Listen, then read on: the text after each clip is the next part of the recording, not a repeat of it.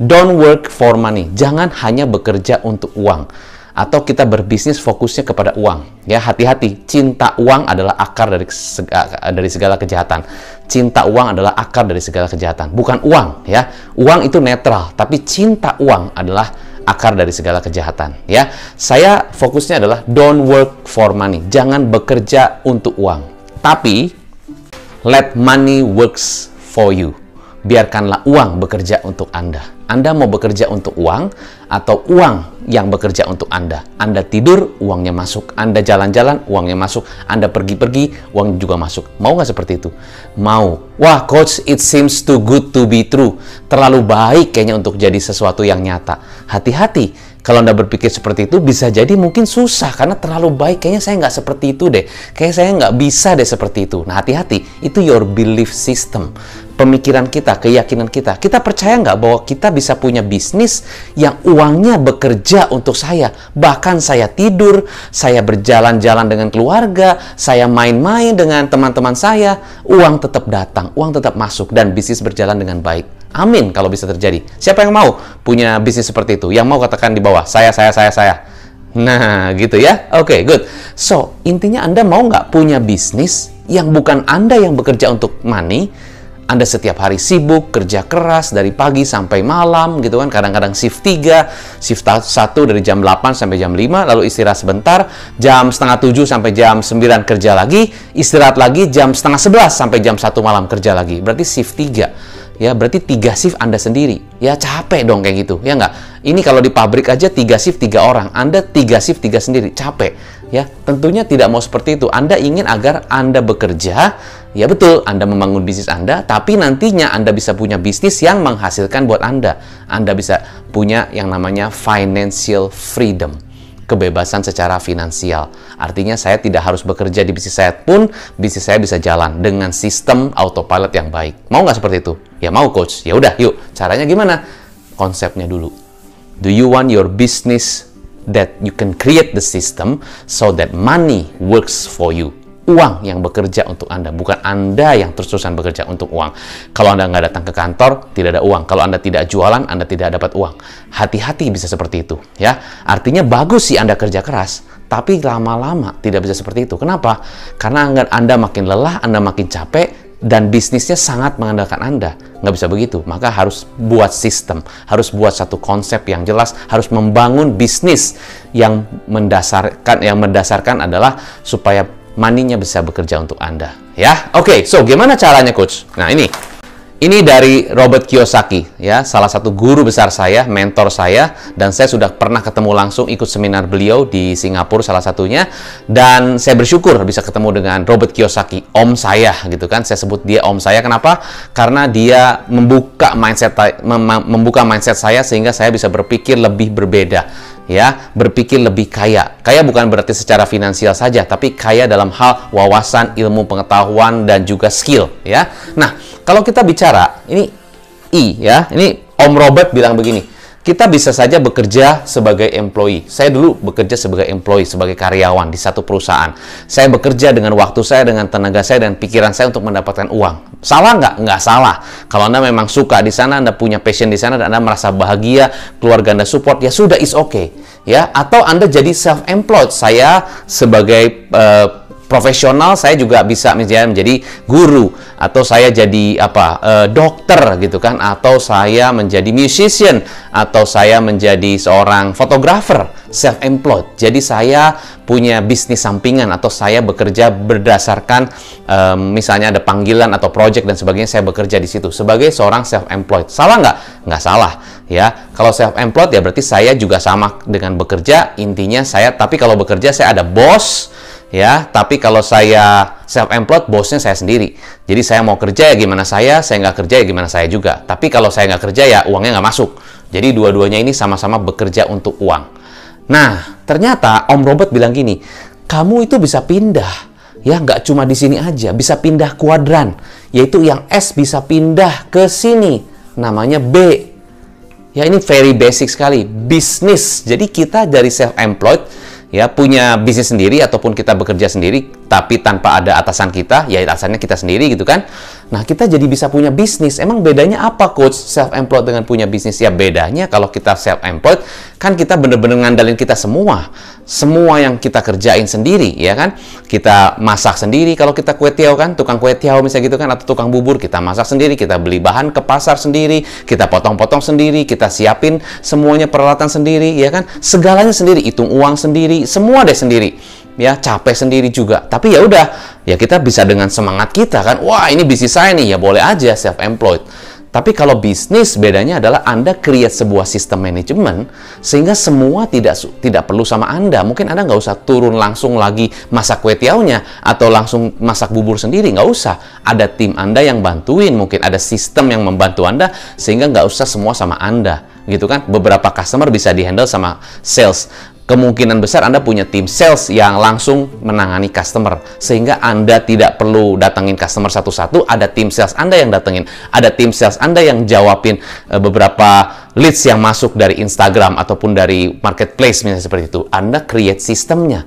Nah, di sini Anda bisa punya bisnis dan bisa punya bisnis dan punya sistemnya dan punya timnya sehingga money works for you.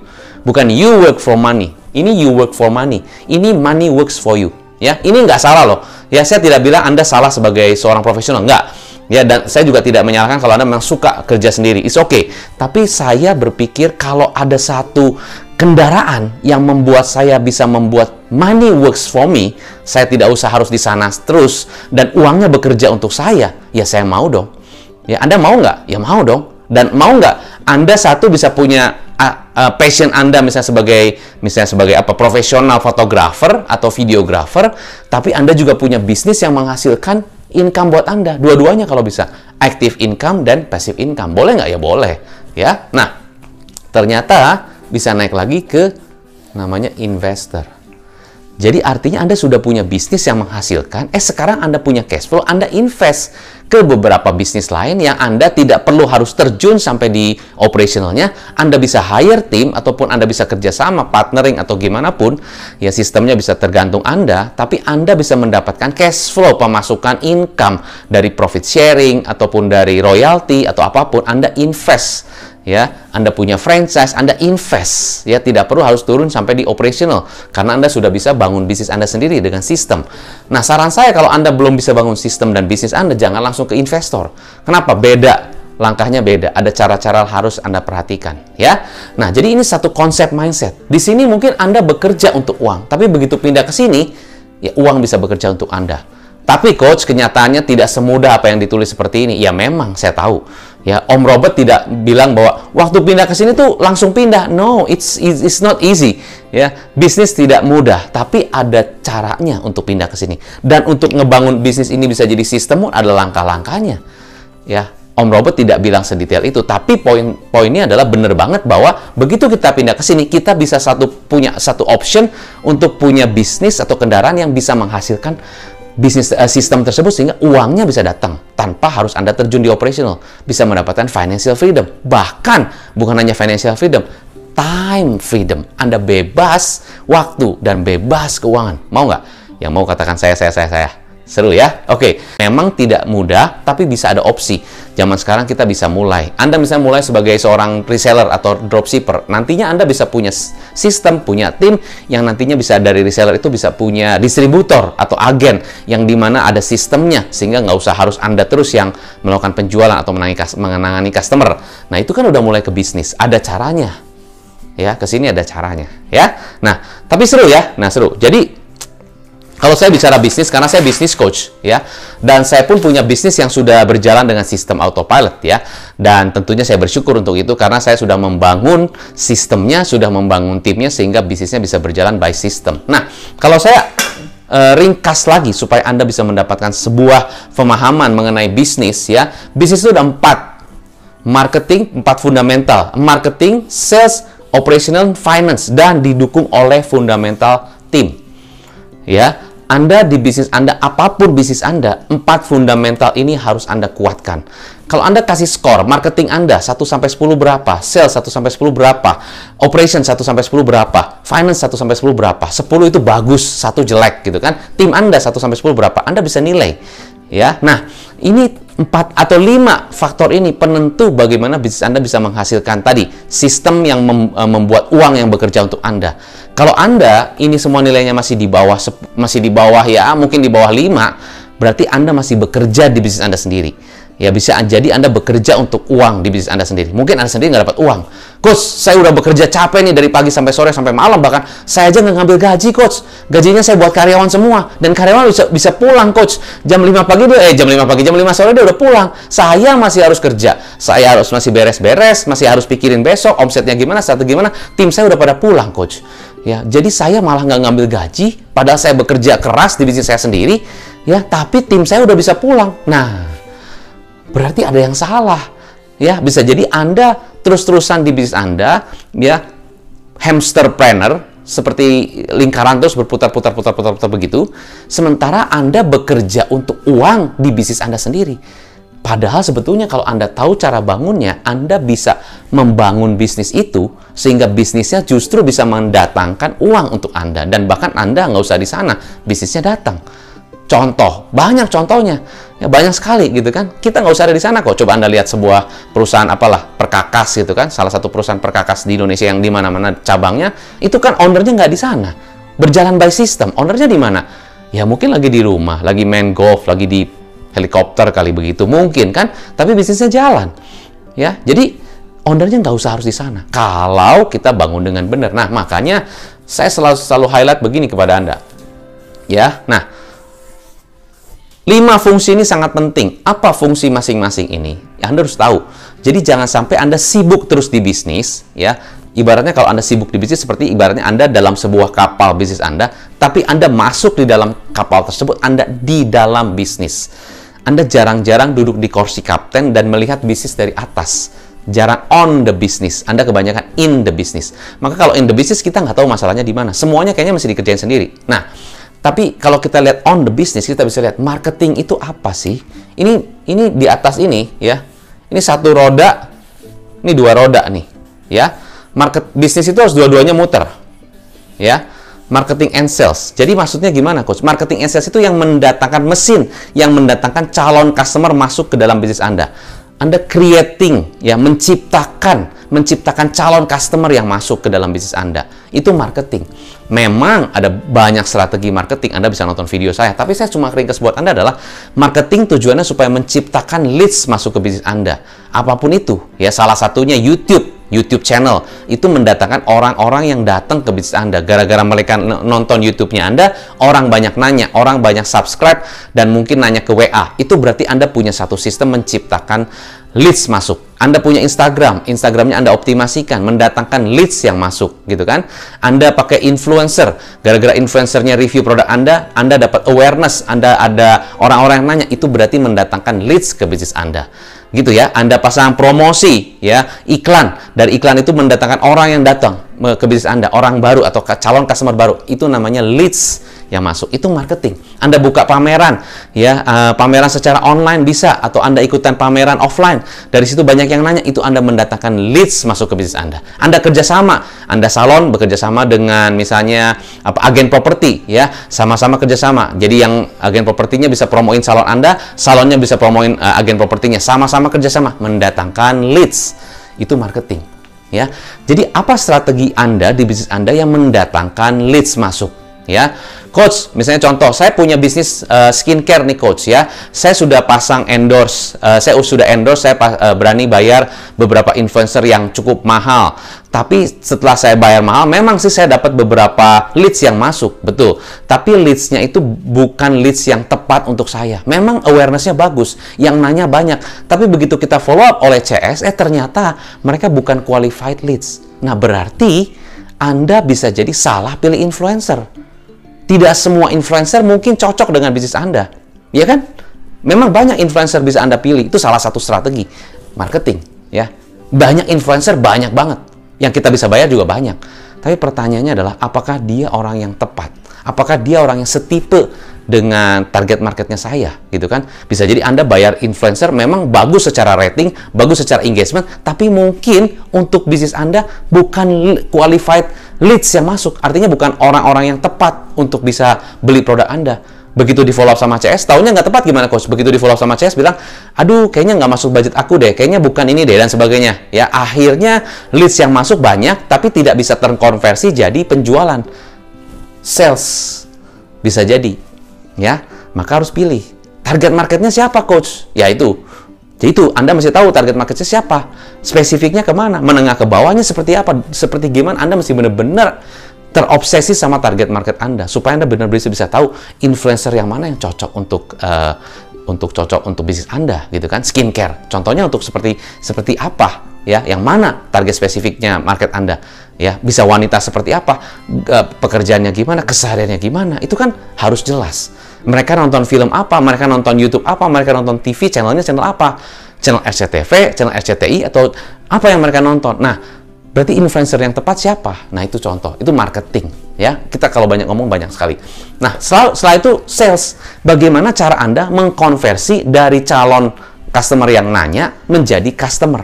Berarti kekuatan selling skill-nya Anda, selling skill-nya tim Anda. Ada beberapa perusahaan yang secara leads banyak, tapi banyak sales yang tidak mampu untuk bisa mengkonversi dari leads ke customer. Jadi banyak leads yang terbuang dalam tanda kutip. Sayang sekali. Padahal kita bayar iklan mahal, kita bayar promosi mahal, kita bayar untuk eksibisi mahal, dan sebagainya. Iklan radio juga mahal, mungkin gitu kan. Tapi dari leads yang masuk tidak bisa terkonversi jadi customer, jadi klien Anda. Sales Anda sudah datang bawa proposal, sudah bawa quotation, tapi customernya hanging dalam tanda kutip, tidak closing, ya tidak jadi deal. Berarti urusannya di sales. Nah, kalau tidak jadi sales, Anda lagi yang masih terjun, berarti Anda punya sistem salesnya tidak efektif. Anda bekerja untuk uang. Seharusnya Anda punya tim sales yang Anda latih, yang Anda rekrut, bisa jadi ya, dan Anda pilih mereka sesuai dengan karakter dan selling skill yang tepat. Mereka justru bisa mendatangkan atau mengkonversi leads jadi customer. Nah, setelah itu berarti Anda nggak usah harus tangani customer sendiri. Bisa jadi mungkin cash flow-nya datang. Sales system. Operation system, ngomongin tentang seberapa customer happy dengan produk Anda, dengan kepuasan pelayanan Anda, dengan kualitas produk Anda. Itu namanya operation.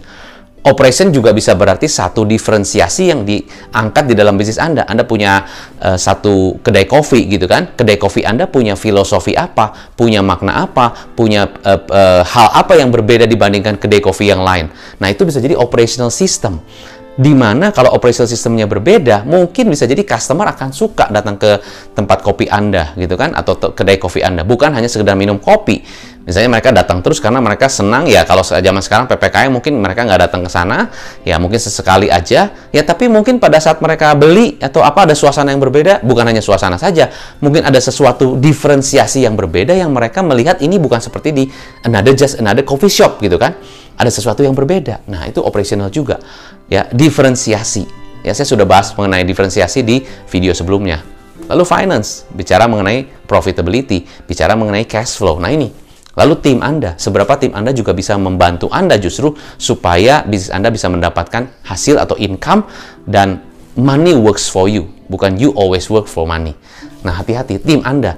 Seberapa persen tim yang menghasilkan, berapa persen tim yang tidak menghasilkan. Anda coba bedah tim Anda. Kalau Anda punya tim, ada 10 orang coach, tapi yang tidak menghasilkan ada 8, yang menghasilkan cuma 2. Nah, berarti sistemnya harus Anda ubah, Anda improve, Anda kaizen, ya Anda tingkatkan. Supaya apa? Supaya tim yang tidak menghasilkan dalam tanda kutip bisa menghasilkan. Dengan cara apa? Dengan cara sistemnya supaya ada reward system kalau ada hubungannya dengan penjualan atau gimana. Itu juga ada beberapa cara. Salah satu contohnya, sebuah bank. Kenapa seorang satpam itu juga bisa meyakinkan customer, malah mungkin dia bisa nawarin produknya bank tersebut. Karena di sistemnya bagaimana si satpam tersebut, walaupun bukan sales ya, bukan di bagian penjualan langsung, tapi dia bisa meyakinkan customer atau memberikan informasi tentang produk tertentu di bank tersebut, dan akhirnya bisa menghasilkan penjualan, atau minimal kasih info dan diberikan kepada teller, dan teller itu bisa meyakinkan customer lagi untuk bisa menjual produknya. Itu kan artinya secara sistem ya dibuat supaya tim yang tidak menghasilkan pun bisa jadi menghasilkan. Itu kan keren banget. Jadi kalau udah buat sistem seperti itu, kan ownernya tinggal ya udah saya nggak usah harus di sana, toh sudah bisa menghasilkan cash flow. Itu yang paling keren, ya. So, intinya your business harus berikan cash. Kalau Anda sudah bisa membuat bisnis Anda bisa menghasilkan cash flow tanpa harus Anda turun sendiri, ya, itu artinya Anda sudah bisa menciptakan bisnis Anda sebuah mesin yang tadi mengenerate money, and you don't work for money, but money works for you, ya. Nah, itu tantangannya, right? Ada beberapa pengusaha bilang, nggak bisa coach, semua harus sama saya, customer harus sama saya. Sudah, artinya you work for money. Mau sampai kapan? Ya, if it's not you, who? If it's not now, when? Kapan mau mulainya supaya Anda bisa punya konsep tadi? Ya, dan Anda bisa kalau Anda mau. Oke, so kesimpulannya buat Anda adalah, ya, again, kembali buat Anda. Cinta uang adalah akar dari segala kejahatan, tapi uang adalah netral. Don't work for money, but make the system, create the business so that money works for you. Uang bekerja untuk Anda. Dan Anda bisa lakukan itu dan bisa ciptakan itu di bisnis Anda. Dan yuk kita sama-sama create the business system so that your business can prove, dan Anda bisa buktikan sendiri pada diri Anda bahwa bisnis Anda bisa mendatangkan uang yang bekerja untuk Anda, dan Anda tidak terus harus ada di dalam bisnis Anda.